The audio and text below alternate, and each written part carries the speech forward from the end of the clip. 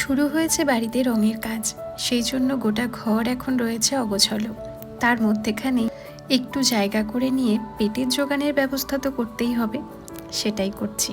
সব কিছু সাইড করে সরিয়ে রেখে আগে খাবারটা বানাচ্ছি আমার বরের জন্য এবং আমার জন্যে। ও খেয়ে স্কুলে যাবে, তারপরে আবার বাড়িতে মিস্ত্রি আসবে, সেই জন্যে সব কিছু সরিয়ে গুছিয়ে রাখতে হচ্ছে।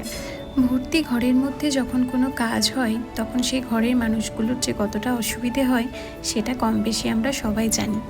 দিনের বেলায় তো সেদ্ধপক্ষ ভাত খেলাম, কারণ বেশি কিছু করতে পারিনি। রাত্রেবেলায় মোমো খেতে খুব ইচ্ছে করছিল।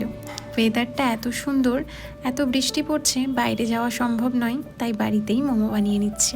এই মোমোর রেসিপি আপনাদেরকে একদিন সুন্দর করে বলবো। আমি ময়দাটা খুব বেশি ব্যবহার করি না, আপনারা জানেন, আটার মোমোই বানিয়েছি।